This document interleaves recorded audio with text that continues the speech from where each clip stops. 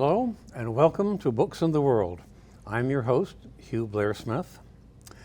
Books in the World is an interview show produced by the Cape Cod Writers Center, or CCWC, and the Cape Media Center. CCWC was established over 6 decades ago and hosts a 4-day writers' conference every summer on Cape Cod, this year, August 1st through 4th. This show has been broadcast continuously since 1978, making it the longest-running program of its kind in the United States.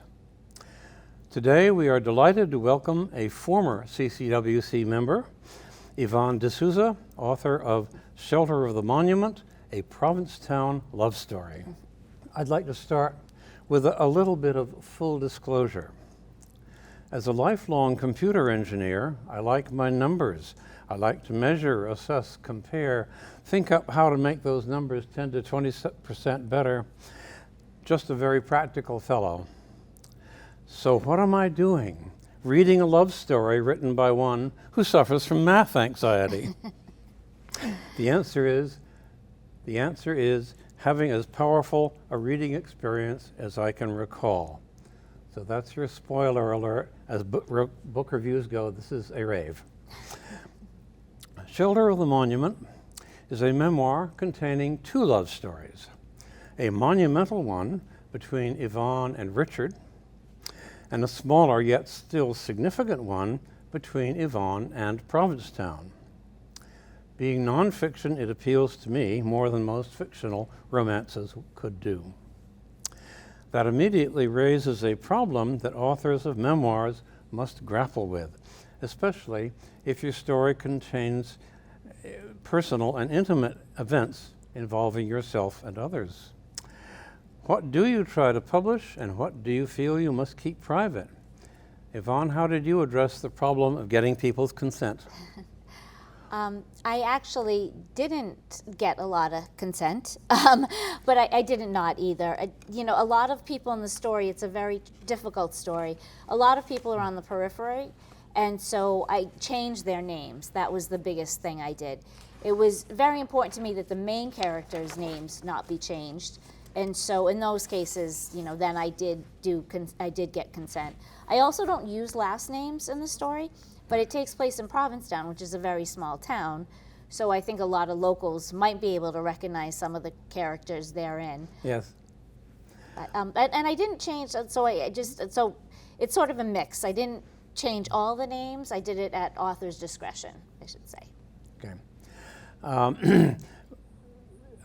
One approach I'm taking to this particular interview is that the book tells the story so well. I'm not going to go over very much of it in the interview, and I'm going to focus more on the fact that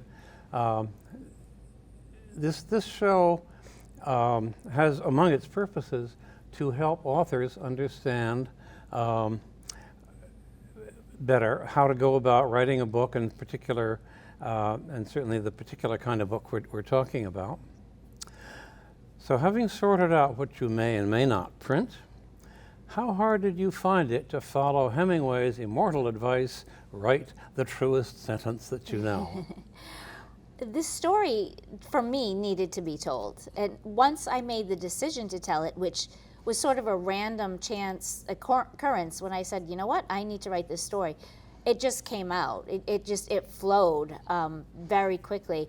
And I made the decision, if I was going to tell such a personal story with a lot of sadness and joy, I needed to be 100% honest. I couldn't gloss over any part of it. Even the parts I'm not proud of or were eager to share, I didn't gloss over. Yeah. Good. And that there's a word I hear in this connection quite a lot recently, and that word is authentic. And I think authentic applies very, very strongly to your book, and the personal honesty, which is what you were just saying. I can think of a fellow I know whose books are sort of similar in that quality. He's a baronet in England. He's an English baronet, lives in a castle in the Highlands of Scotland. But anyway, in your tale of love, you return again and again to the importance of trust, which is also a Hemingway theme. Would you talk about that a little bit? Trust is a critical part of love, right? It is, and I grew up so much, and the book is about a relationship I had. It's a coming of age story where, you know, I met someone who I was not supposed to be interested in, yet I was, and we just clicked, and it was sort of a very natural connection. And he was a huge influence on my life, and even though technically on the outside looking in, he shouldn't have been, he was. And I think because we had such a connection, I did feel that trust from the beginning. I feel like it was more, you know, I think he saw me. He saw the inside of me that I didn't recognize or understand about myself. And because of that, there was a full trust involved. Yeah. Yes, and certainly you do make that point very, very clear in the book. And of course, his trust in you was equally remarkable, I think. I'd like to think so, yes. Okay. Anyway, you show in the book an interesting theme that I'd like to share with our viewers. How Provincetown is an unusual community that in its history and culture prepared you for the events in your life, and how knowing some of the things you tell us prepare us to better understand your story. From its first appearance in European history, Provincetown has been a place of safety. Mort's relation, the on-site history of the Plymouth colony from its beginning, describes P-Town as a harbor in which 1,000 sails of ship may safely ride. Is this even possible? Well, Mayflower was about 100 feet long overall, so a distance of 300 feet from one ship's anchor to the next would be tight but doable.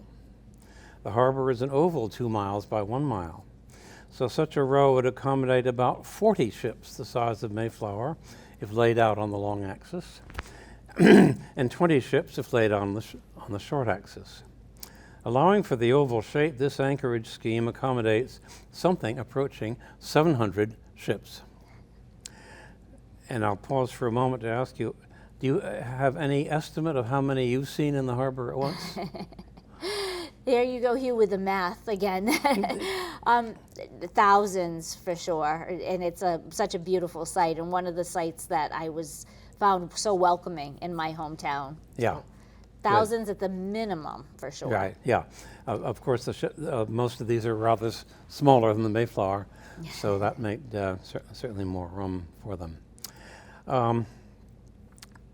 Governor Bradford, perhaps a more conservative estimator of how much room each ship needs, is quoted as saying, "A harbor wherein 100 sails of ship may safely ride."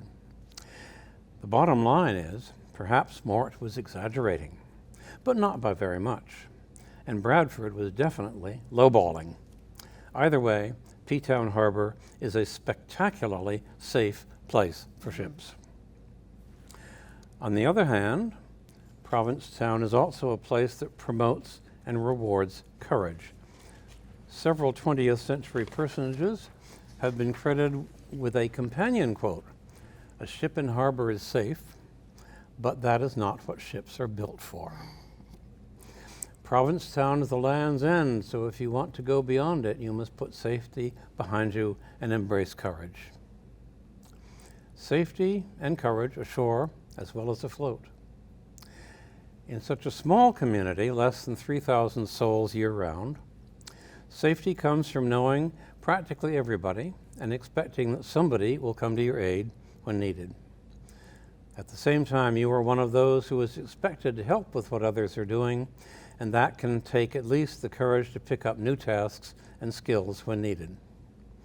Building and keeping a community like that takes a lot of responsibility. And the first thing today's author teaches us about her young self is? You know, Provincetown was my home, and I loved it. And it was that safe, sheltering community. And my high school class was less than 30 kids. We all knew each other. We knew our families. We knew their stories. We knew the neighbors. And I loved it. I never wanted to be anywhere else. You'd watch TV and you'd see, TV shows that took place other places, and I'd be like, eh. wow, very welcoming there. But within that, it was also such an eclectic mix. I was from a Portuguese family. There was a huge Portuguese fishing community, and as well as, it's a huge lesbian and gay community, a huge artist colony. And we had a lot of tourists in season, and all these different cultures just sort of mixed really well. And I like to think of myself, I didn't like to stand out as a kid. I liked to just be right in the background. And I was very comfortable there, and I felt comfortable knowing the streets, knowing the people on them, knowing the different communities that resided in there. It was just such a safe place to be, and I loved it. Loved it so much that I didn't want to leave, ever. Okay. And this brings me to the thought that authors have a lot of trouble thinking up titles for their books, and I'm sure you had some of that experience also. But I think that in both the title and the subtitle of this book, you've done something of outstanding accuracy. The shelter of the monument, I mean, as a physical object, the monument doesn't offer a whole lot of shelter. But insofar as it stands for Provincetown, it does. Mm-hmm. Absolutely. And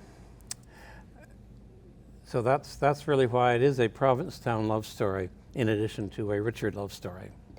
Absolutely. Another thing, I understand that, in fact, I know from the acknowledgement that you have benefited from writers' groups. Absolutely. And could you tell us a little about that? So this story, I was trying to write something else. I belonged to a strong writing group. We worked together every week, and we knew each other very well. I was trying to work on a writing project, something that I wanted to submit, and that's what we do. And it was actually for Chicken Soup for the Soul.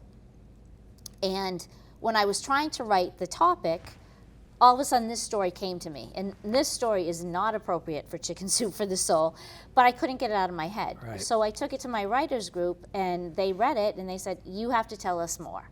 And so I solely am indebted to them, because I don't think it would have occurred to me to tell this story without them, insisting that I do so. Once I did, it just poured out of me. And then they insisted that, it was so unique to the hometown of Provincetown that Provincetown had to be in the title. And then I joined a second writers group, and we were, I come to the point where I was finishing with it, and they said, you need a central theme. And I said, well, Provincetown's the central theme. And they said, well, what represents Provincetown better than the monument? And when I looked over the manuscript, without my even realizing it, the monument came up in several places. Yeah. And, because, and when I say shelter of the monument, it's because I felt so safe in that little town. Yeah. And in these major experiences that took place in my life, finding that the monument was in the backdrop, to the point where it was a highlight, where I felt the need to talk about it, yeah. It just all sort of fit together. So it does. Now you mentioned that it sort of began as a Portuguese community. Does that mean that the people are that a lot of the people came from Portugal itself, or the Azores, or what? Both. Okay. My family came from the continent of Portugal. What it was is the fishing. Portuguese, either people from the Azores or from the mainland, or fishermen, and Provincetown has such a beautiful, and at the time, way back when, a vibrant fishing community. Yeah. That's how it was settled by so many Portuguese people. Yeah. And then little by little, the light there is so beautiful. It's such a beautiful landscape. We're very fortunate on Cape Cod to have so many beautiful landscapes. Yes. But the light in Provincetown and being isolated at the tip of the Cape, it led to a lot of artists coming over.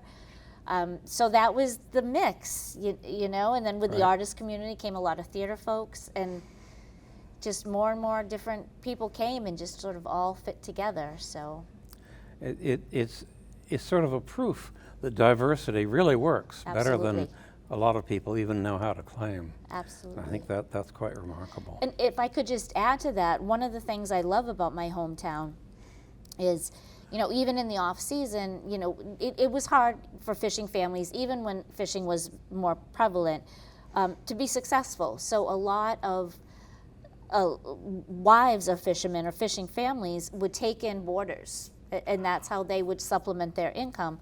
And by the same token, a lot of the fishermen, when fishing was good, and maybe it was the off season, a lot of artists didn't have a lot of money, so fishermen would often feed the artistic community. Right. As a thank you, artists would often paint portraits of either the family or their family's fishing boat. Yeah. So my family and self, we have a couple of those photos. I have one right in my living room, actually. Yeah. Wonderful. The one particular piece of Portuguese culture that you mentioned has to do with your father and an outboard motor.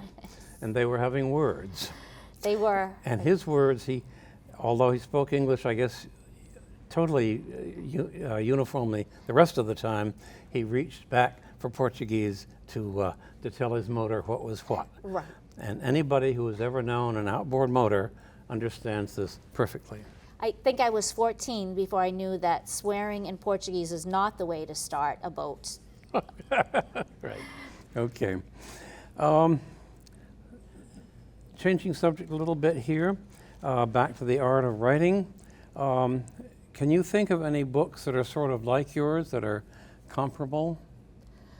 Well, the other part of the story that we haven't talked about, it's a love story. It's a love story between a very shy, insecure young girl and an older man who was a wonderful, kind person, very handsome too, I might add, but he had a drug addiction. So I think of my beautiful boy. It reminds me a lot, and it's about how to love someone with an addiction, how best to support that person going forward. So that's one of the books that kind of came to me, was Beautiful Boy. Ah, okay. Thank you.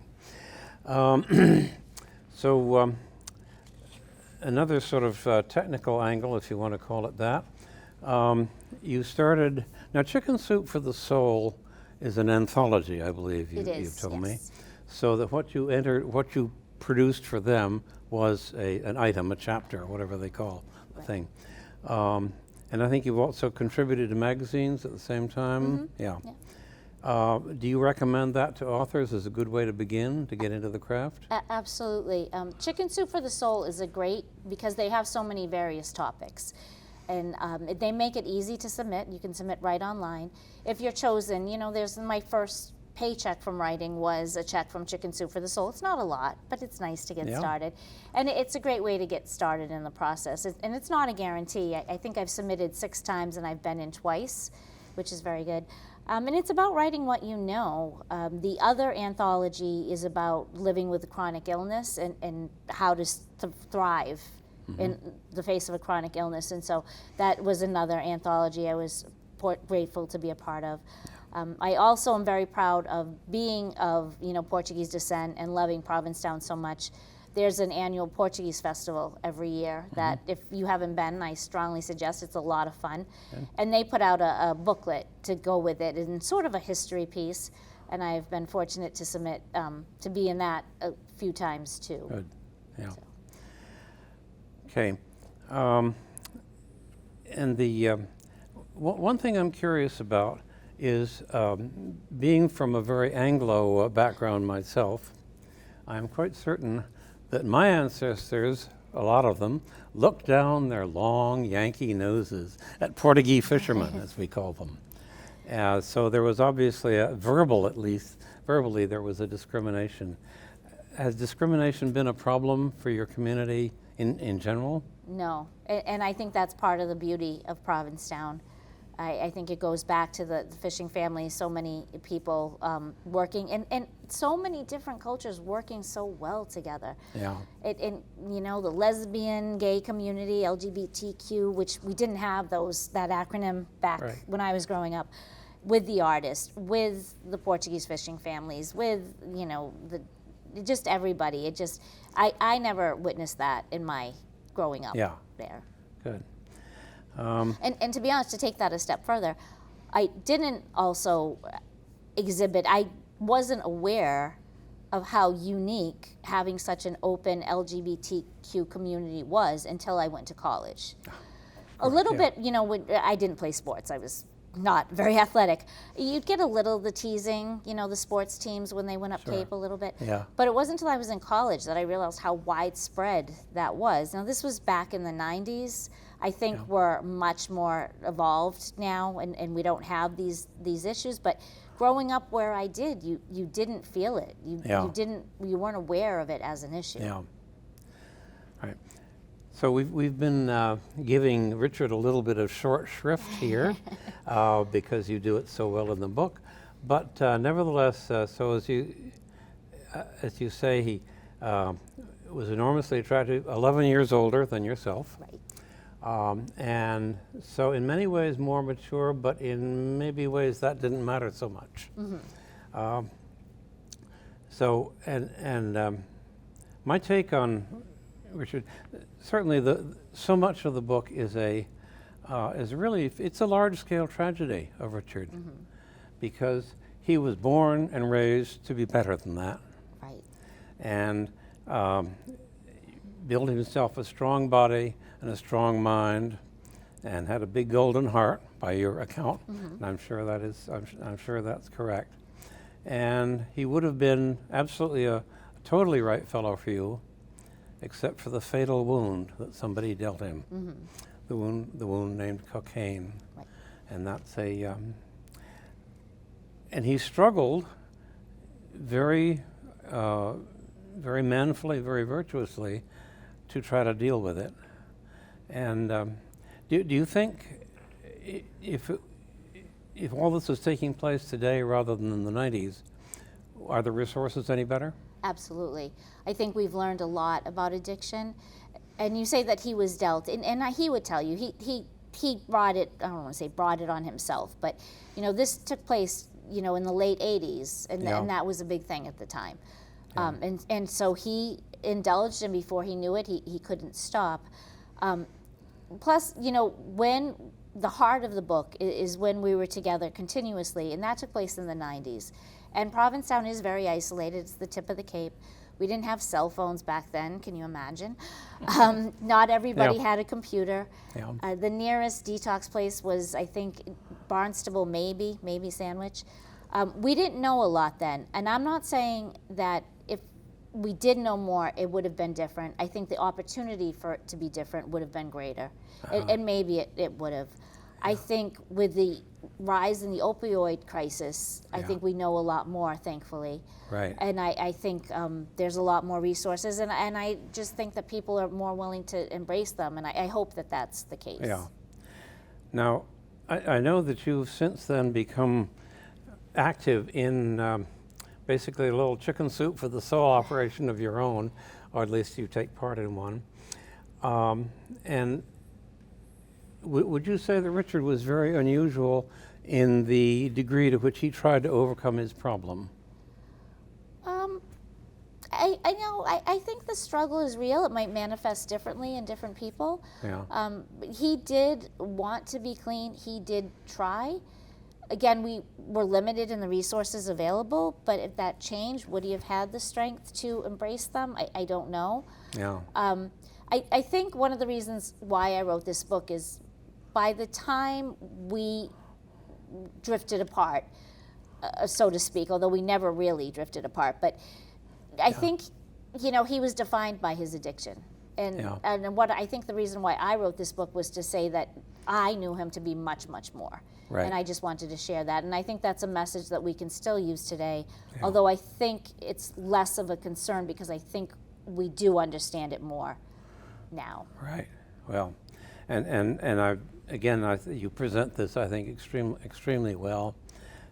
So we get a picture of Richard as this guy has just got so much going for him, and he wants so desperately to be free of the cocaine addiction, and no matter what he does, it doesn't work, and that's deeply affecting. Right. That's part of the story particularly. Absolutely. Yeah.